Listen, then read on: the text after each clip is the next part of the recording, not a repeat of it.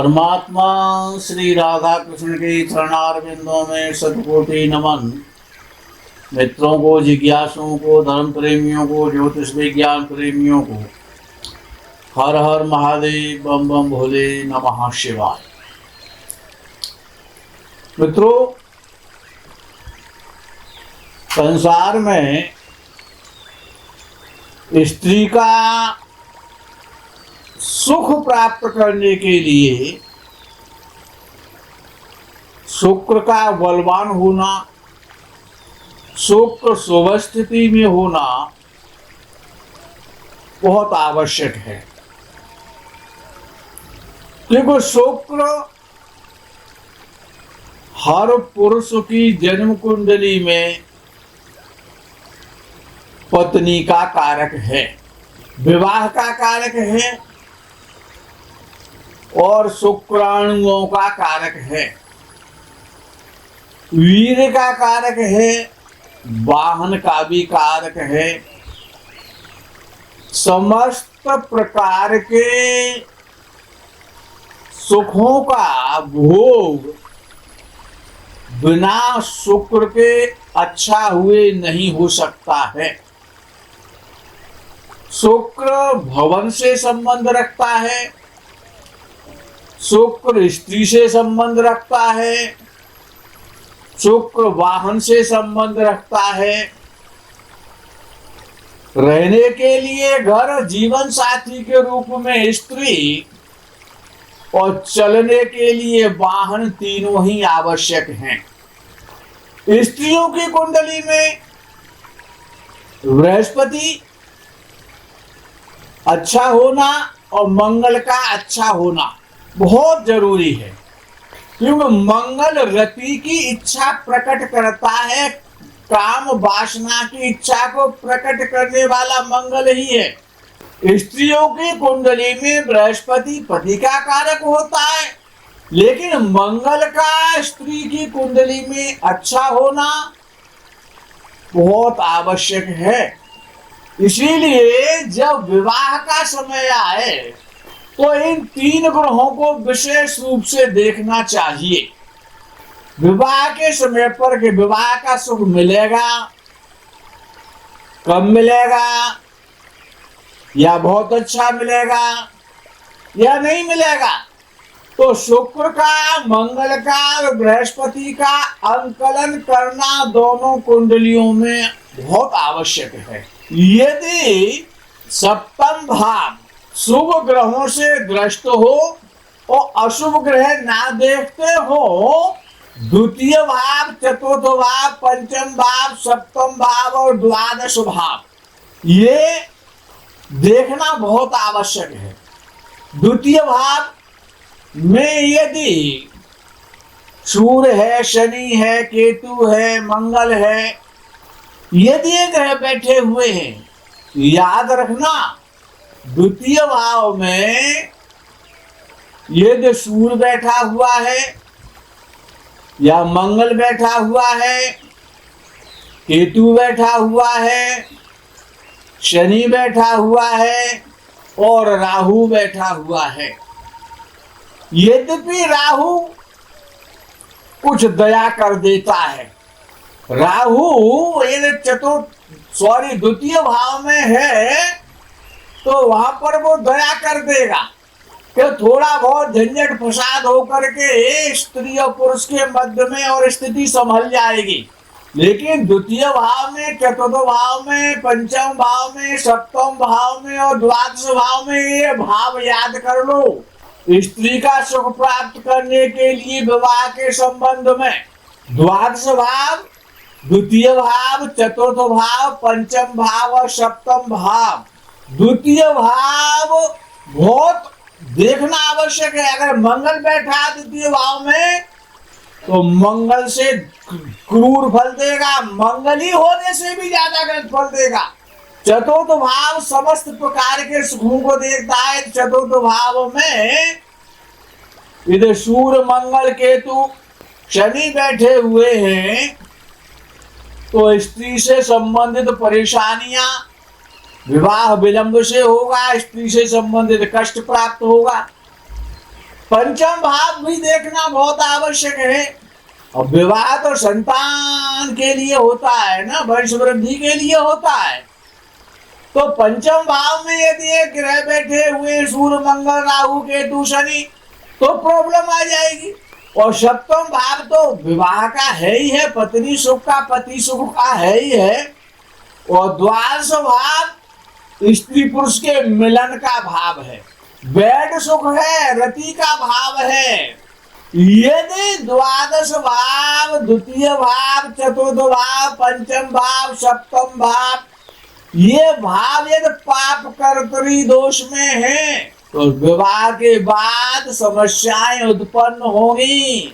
सप्तम भाव का स्वामी यदि द्वादश भाव में जाकर के बैठ गया है तो स्त्री से झगड़ा होगा, तलाक भी हो सकता है, सारा जीवन आपस में बर्तन फेंकते रहेंगे। ये देखना बहुत आवश्यक है। यदि पाप कर्तरी दोष में ये भाव आ गए तब भी समस्याएं पैदा होंगी। हाँ, यदि ये भाव शुभ कर्तरी योग में हो, शुभ ग्रहों के मध्य में हो, द्वितीय, द्वादश, पंचम, सप्तम, चतुर्थ, तो पत्नी का सुख मिलेगा, शादी समय से हो जाएगी। शुक्र या तो लगन में हो या चतुर्थ भाव में हो, पंचम भाव में हो, द्वादश भाव में हो, सप्तम भाव में हो, अच्छा फल करेगा पत्नी का। लेकिन पापक ग्रहों से पीड़ित ना हो, पापक ग्रहों से ना देखा जा रहा हो। क्योंकि विवाह और स्त्री, इनके बिना तो जीवन में कुछ है ही नहीं। कितना ही धन कमा लो, किस काम का है वो, किसके लिए कमाओगे, क्यों कमाओगे। शुक्र का पाप कर्तरी दोष ना लगता हो।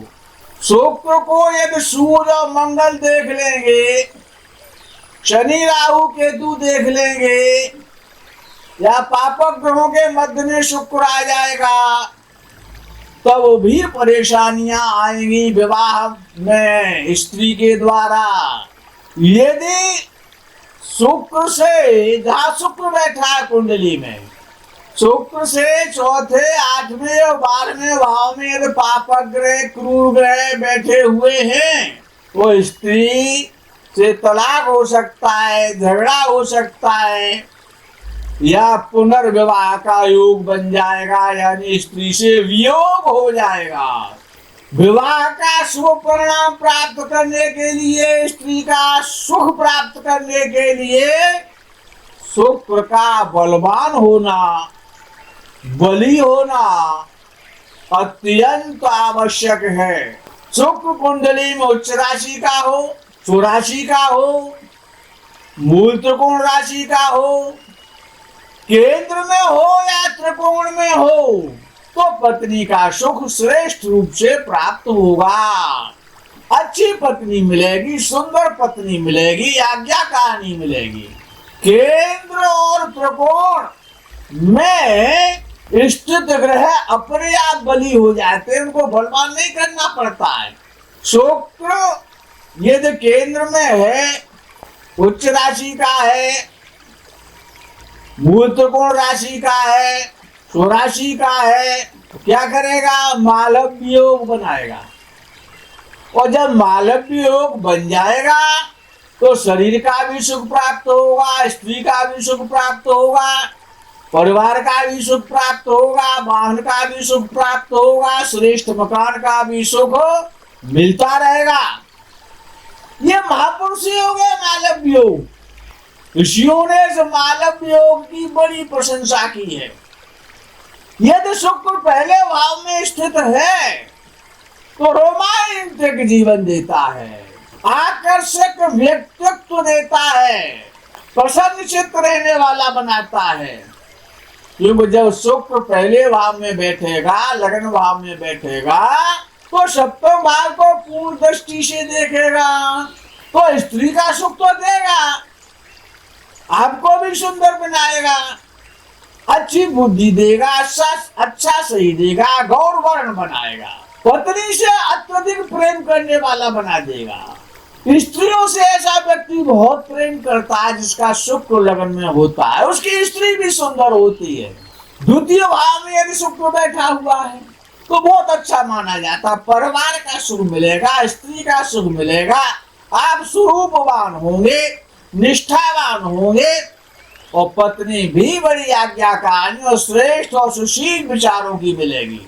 मीठी वाणी वो आप भी बोलेंगे और पत्नी भी बोलेगी। ये द्वितीय भाव में शुक्र बैठा हुआ है तो वैवाहिक जीवन की खुशियां शुक्र पर ही निर्भर करती हैं। जैसा शुक्र है वैसा जीवन साथी प्राप्त होगा, वैसी पत्नी मिलेगी। चतुर्थ भाव का शुक्र बहुत अच्छा माना जाता है। चतुर्थ भाव में कैसी ही किसी भी स्थिति में, किसी भी पोजीशन में यदि शुक्र बैठ जाता है तो मानसिक प्रसन्नता देगा, स्त्री का सुख प्रदान करेगा, समस्त प्रकार के सुखों का भाव है चतुर्थ भाव। और शुक्र समस्त प्रकार के सुखों को प्रदान करता है, प्रदाता है।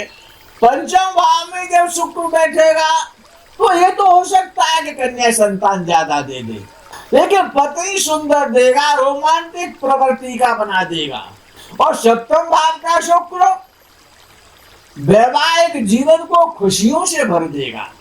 यदि शुक्र सप्तम भाव में बैठा हुआ है, तुला राशि का है, वृषभ राशि का है, मीन राशि का है, तो आप ये समझ लो कि आपसे ज्यादा भाग्यशाली कोई है ही नहीं। नवम भाव भाग्य का भाव है।